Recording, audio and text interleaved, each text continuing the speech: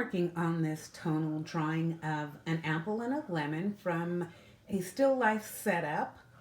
And I've got a red apple and a yellow lemon, and I have it sitting on a white surface. I'm working this for my Drawing 101 class, my beginning drawing class.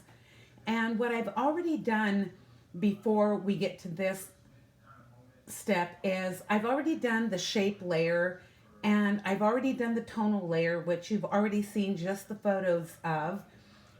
So now I am going to finish developing the tonal layer, and then I will develop the edge layer. So this is a drawing where we're developing the tones in a three-step process, but we're developing the drawing rather in a three-step process where I start with a shape layer to make sure I get the foundation of my drawing right.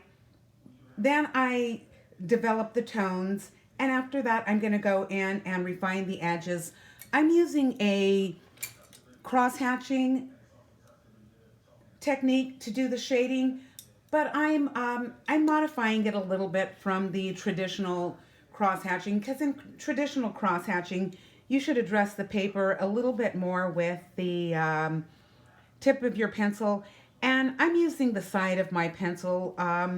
I think it's a little bit more of a friendly way for students to learn the cross-hatching technique, and once they get this down, they can graduate themselves onto a more traditional form of cross-hatching. So here we go. I'm going to start out with my 2H pencil, and I'm going to continue to build the shadow underneath the apple and the lemon. Right now I went in and built a little bit of the this edge up, but I feel like what's happened is I've gone just a little too round in my shape. So I'm going to be correcting that as I move along, and just get in there and flatten this edge out a little. Get that one flattened out because it's my apple's getting just a little too round, and I'll build up this edge over here to get rid of that roundness.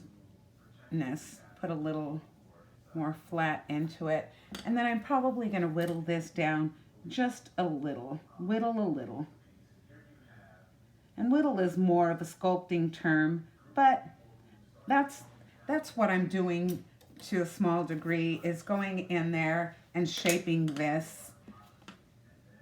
So using that cross-hatching technique, I'm going to get in there and build up the value here of the shadow, because I've got a lot of room to move this shadow much darker.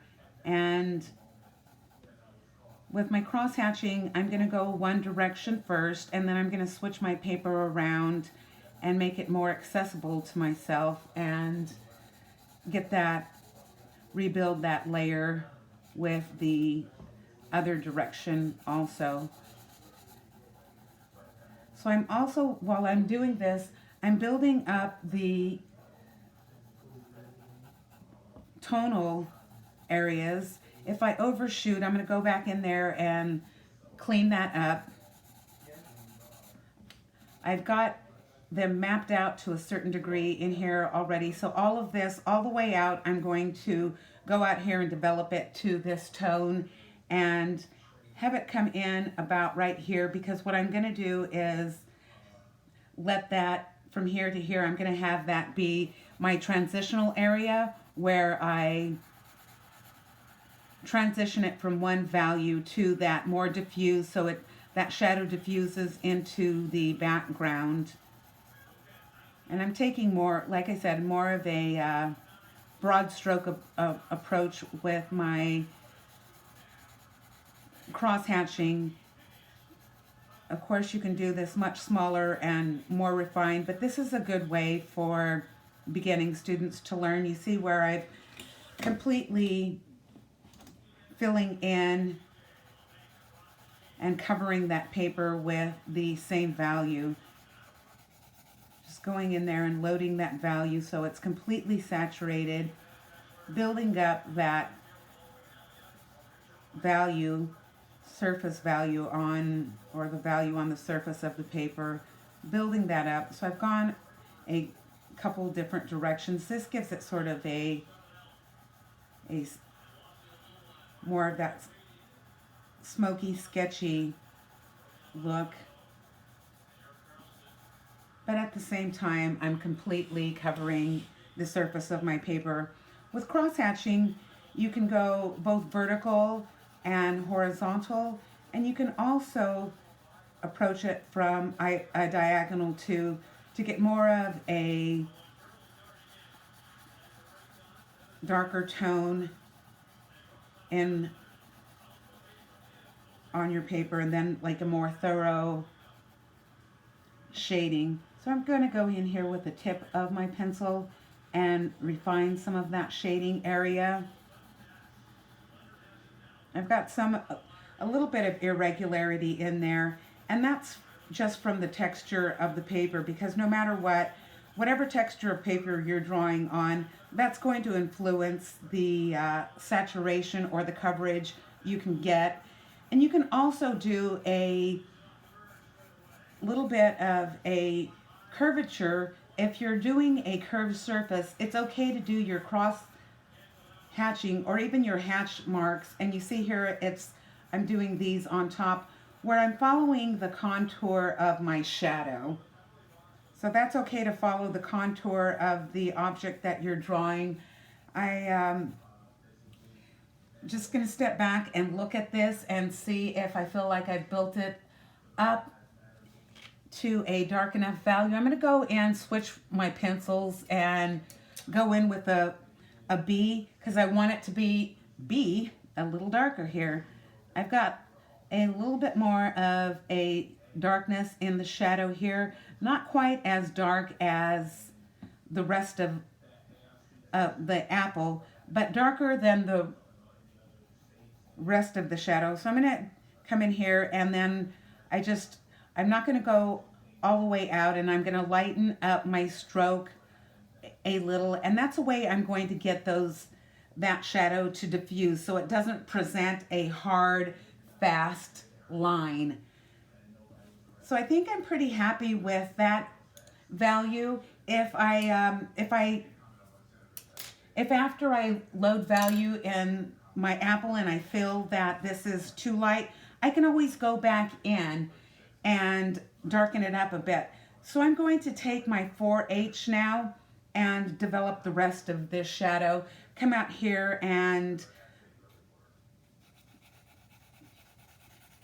here you see I'm just working right into the shadow I already had there before, working in the values I had there before. Working in with a lighter pencil is going to help with that idea of being able to get that diffusion going. It looks a little directional right now, but I'll go back in and fill that in a little more. And then I'm going to switch and go the other direction too, because after all, this is cross hatching, not just hatching. So hatching is a way of shading, but it's not quite as effective as cross hatching. I will turn this around so I can access it better. And then here we go again. I'm going in, and you see how that line's starting to disappear between the two values, but not disappear so much that you still don't get the idea of diffusing. So there is that still shift in value. So I'm getting it just a little darker here, and I can go back in with my 4H over this. And this doesn't really add too much value, too much darkness to the area, in as much as the 4H acts more like a blender. And what it does is it tends to redistribute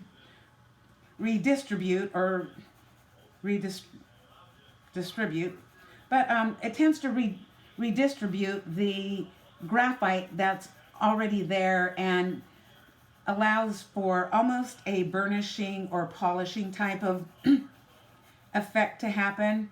You see I'm just going in here also with my pencil and lightly filling in some of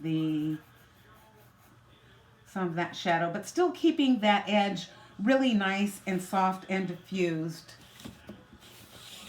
So let's look at that here, and yeah, that's diffusing out nicely. I want to move that all the way out to here, so I'm going to stick with my 4H, but I can just use a little bit less pressure, and I'm going to get a lighter value out of my pencil by using less pressure. And I'm going to go in here around that harder edge and use a little bit of the 4H marks to get an idea or present that idea of that shadow going in there and diffusing. Okay, started having debris build up. I think I want this to go a little bit more in this direction here. So I'm going to just make that a little higher here and add that value here. And following the contour of the shadow a little bit to make my cross hatchings and keep them going the same direction. Give a little directionality to my shadow while I'm at it, because it's okay to follow the contour of the thing that you're drawing. So even though a shadow isn't really an object, it is still a object. We can think of it as an object if we want, but it's also just mostly an area that needs to be resolved, described and resolved. So I feel pretty happy about that as my shadow for my apple. Now I'm going to develop the shadow of my lemon a little bit more, and I'm going to go back to my I think I'm going to go to use a B pencil here. In here I'm going to go back in and put a little bit of a line in here so I build up that edge there. I know I'm going to be able to make that not look outliney by filling in some value back here. So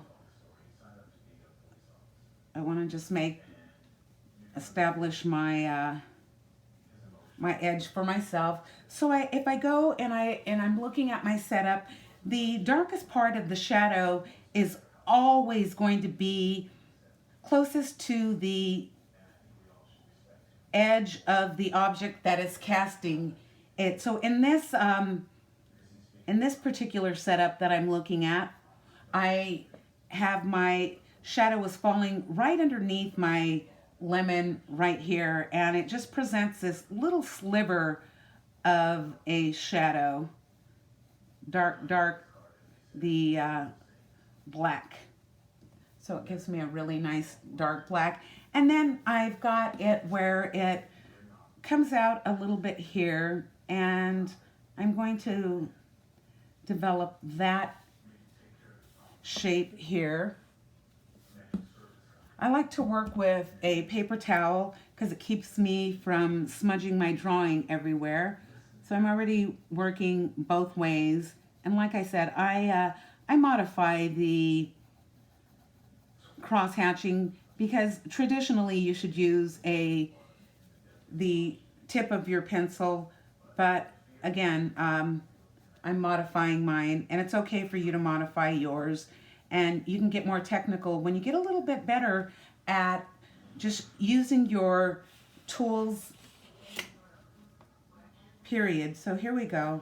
I'm going to be defining that edge just there a little bit, building up that value there. And because the area that's the darkest is on this side, I'm building up that edge from this side. If I were to build up one of these edges, like I'm going to build up this edge, I'm going to go, because this is the darkest area, I'm going to build it from within the apple because that's the dark area. And if I push a dark right up to that edge, it'll help build a really nice edge without doing an outline. And that's what we're striving for here. So look, I'm going to go back into this area and plant some more darkness to indicate the cast shadow. And I'm going to slowly build this out with this technique of cross hatching and continue developing a nice shadow that way. So I'm going to go a little broader with my strokes because I want to go all the way out to about the middle of this shadow. I'm going to go in here, go over that a little. I had erased that before to illustrate a point for one of my classes, because all of the rest of this I recorded during class time. And so what I didn't get to complete during class time, I am putting in this video here for my students to see how I resolved my tonal drawing of a lemon and an apple. So we see that I've got lots of high contrast moments, this dark apple that I'm developing, mid-tone shadows, a mid-tone lemon. This is still lighter than it's going to be. I'm going to take that down in tone. And then there's a lot of this area over here I'm going to be able to leave white. But right now I'm going to go back in and continue developing this shadow in here and just taking it right up there to that edge, coloring in right there the ultimate value that I want to get in that area, and being real careful with the tip of my pencil not to exceed that edge of the lemon. So this way I do a little bit of edge building at the same time as I'm doing my tonal assignments. So again, take that all the way out to there. I'm going to turn this around here and address this from a more comfortable angle so I can stay in the camera and do my shading at the same time. So I'm going underneath here and I shading this all the way out to the circular area that I sketched in before. Then I'm going to go back in, do a cross hatch in here, and even though it's with the side of my pencil, I'm going in and doing a cross hatch. So I think I'm pretty happy with that. So it's a good time to go in with my 4H pencil and fill in some of the blanks here. Get a little bit darker, but not too much darker, just where I can just move the values there a little deeper. Fill in some of the white of the paper that has not been filled in yet. And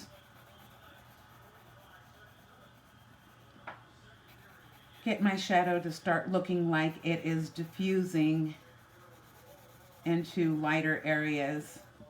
So I feel I've got a little bit more room here to move that shadow deeper and darker. There we go. That's getting a lot more satisfying there. And I'm going to take that right up to the edge of my lemon. I may have taken it a little too high, but that's okay. I can modify that down if I need to. I'm going in here and just making that nice and light, going over here to get it diffused. Moving it over here to the side so I can add strokes in a different direction. That sketchy tones in there, I'm gonna exceed that a little so I can get that idea of diffusion happening in there.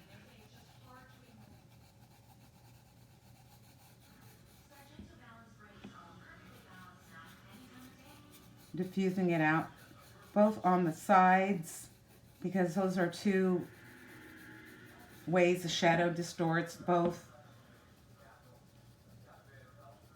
It diffuses on the edge, and then it gets more diffuse as it moves away from the object that is casting the shadow. So the further away it is from the object that is casting it, the lighter that shadow becomes. So I'm gonna, I've got a 4H here, but I'm gonna go in with an 8H because I have that in my toolbox, and just make my life a little bit easier for myself here. I'm going to shade this in a little here, and this, you can see it looks a little bit more like traditional cross hatching.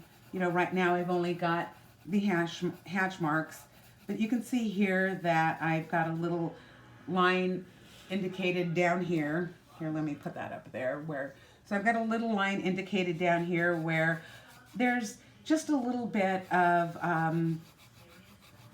going into shade that this side of the table is doing, because it's a little further away from the direct light source over here. So I'm going to throw that into shadow just to make it look a little more realistic and build it up a little stronger around here and here, and then go back in, and I'm going to cross hatch that because this is cross hatching after all. I'm going to bring this back over here and rest my hand over on the table again because I want to be comfortable and get a good approach to my addressing my paper.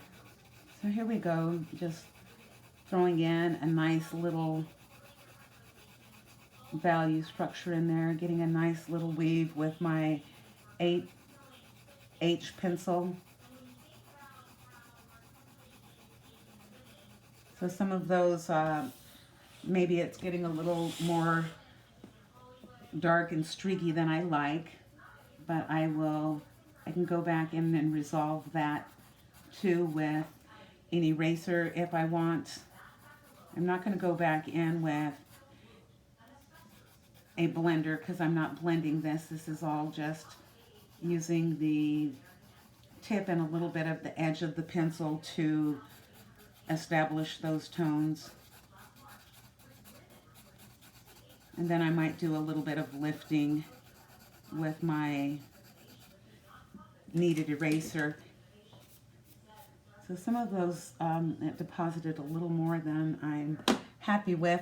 And then where I've overshot my little rectangle here, they've invented erasers, so I can go back in here and clean that up. So it's a, you know, it's a really good idea to clean your drawing up while you're in the process of actually working on it. So there I am cleaning up some of my drawing, get rid of that debris. I like to brush mine away. So all of the eraser debris, and then I get to do lots of vacuuming later. Yay, studio. So, and even if you're in your own personal space, it winds up being a temporary studio space. So there we go. That's a little bit cleaner. I'm happy with the way that is just giving me a nice little diffuse look there. I'm going to go in the background here and do a little bit of darkening in here too. I've got an area in here that I've designated as being able to take a little bit of shade in here, because if I'm, you know, where I'm looking and you guys don't see my setup, there's a little bit of a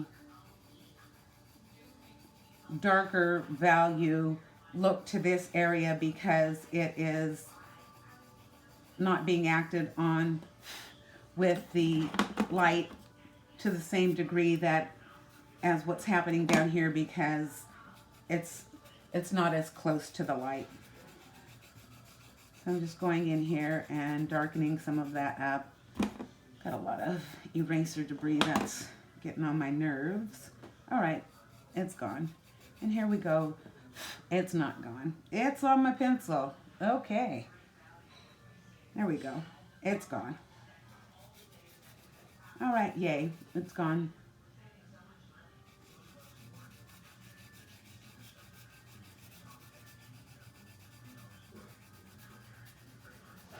Just darkening this up just a little, giving it a little bit of a added value in there.